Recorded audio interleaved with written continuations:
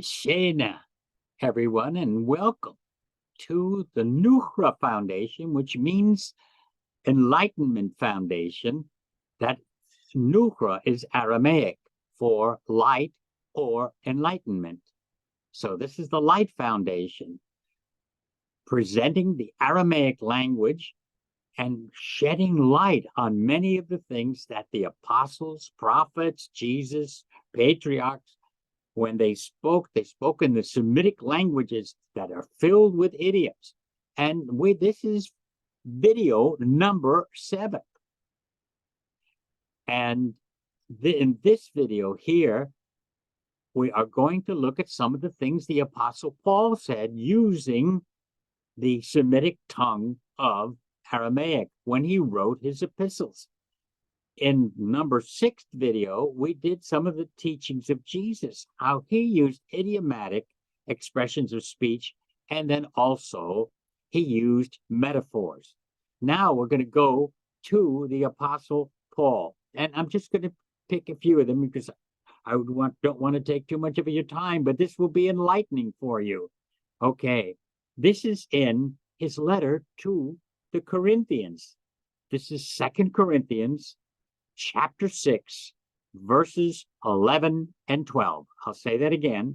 2 Corinthians chapter 6, verses 11 and 12. And this is what he says. This is the King James version of the scripture. O ye Corinthians, our mouth is open to you.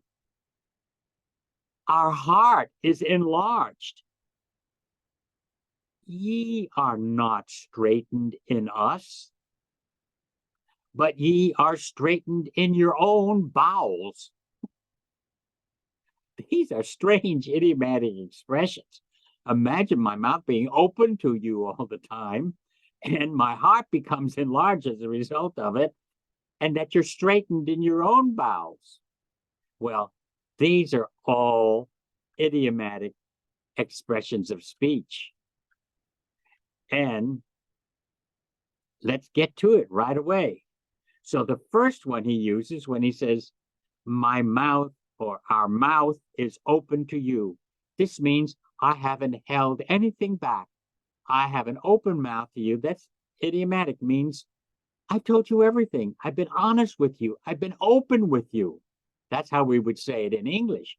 But in Aramaic, they use that idiom to have an open mouth. I held nothing back. I have given everything to you. And my heart is enlarged. Really, that word enlarged is not correct there, even in the King James. It should be, my heart is relieved. In other words, I'm no longer responsible. I've told you everything. You know, my mouth was wide open. I told you everything. You don't be concerned. And it relieved me. My heart is relieved, which means my conscience is clear. My conscience is clear. I've told you everything. I didn't hold anything back. So our heart is enlarged is an idiomatic expression, meaning my conscience is clear. I revealed everything to you. And then he says, now I want you to be straightened in your bowels.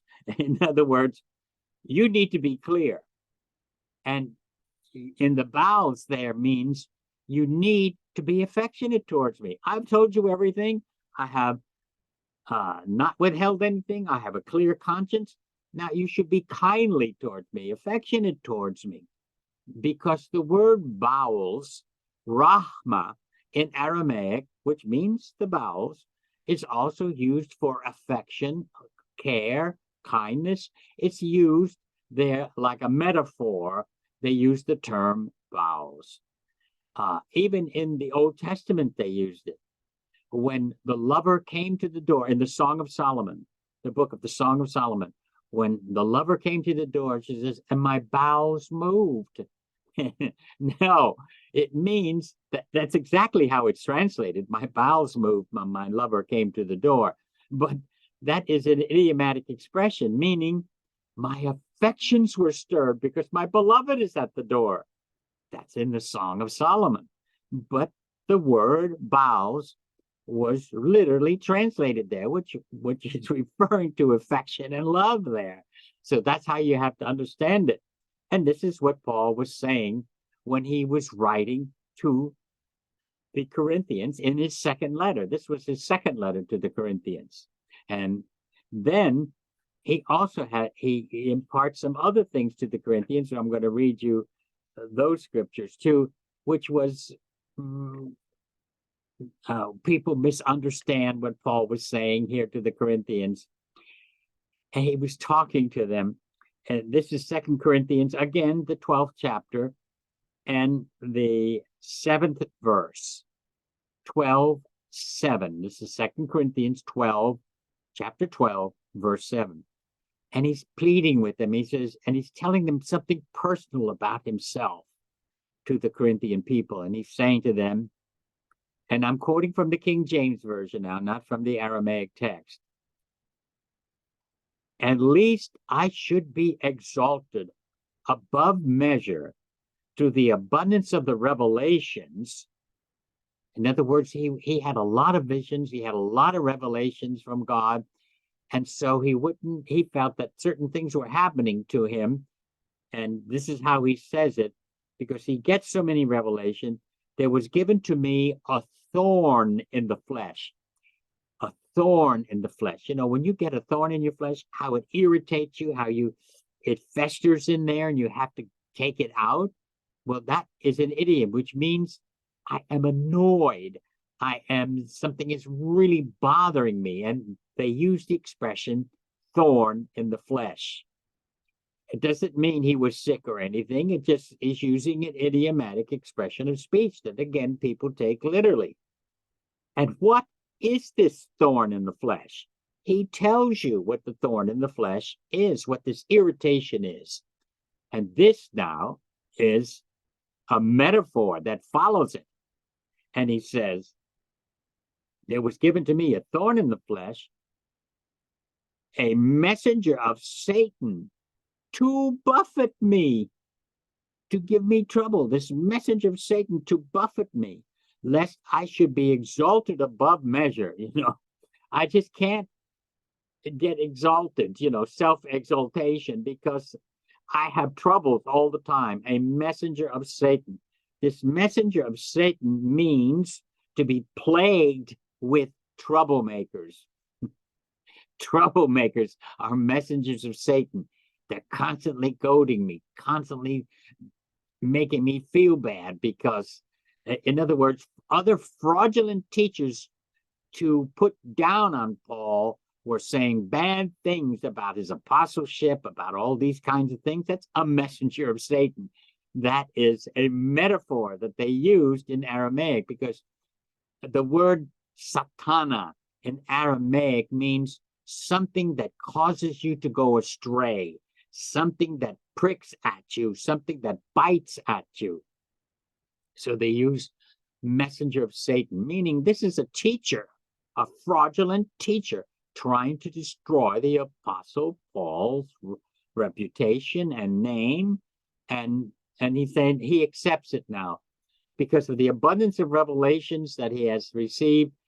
I guess I should have this so I don't overexalt myself, because I'm constantly having this irritation with these fraudulent teachers trying to put me down.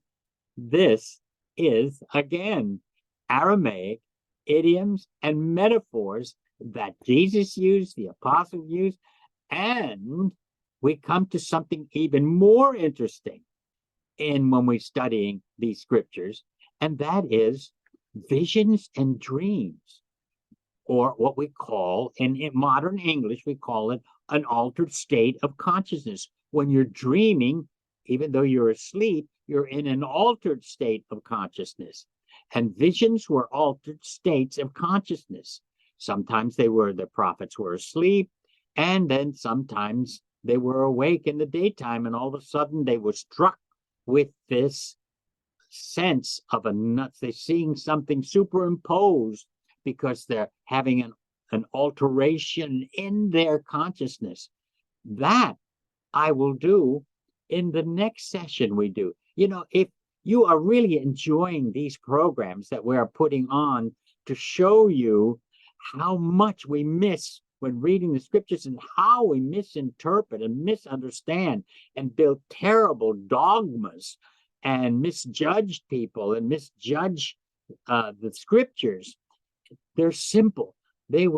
Jesus spoke in a simple language. So did the apostles. They did the same thing. And so did the prophets. They used their visions, and the Near Eastern people understood symbolic language through visions. They understood that. That was part of their nature. Well, that would be taken up in another key. But if you want more, we do wonderful teachings on Wednesday night. Go to the Noohra, NOOHRA.com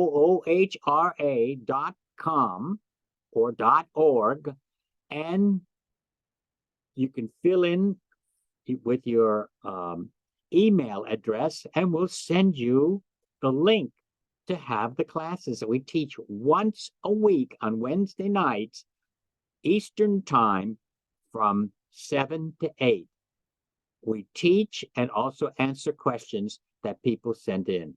So I trust that you enjoyed, again, this 7th video on the idioms and metaphors that the Apostle Paul spoke on. And if you want more, contact us at the Noohra Foundation.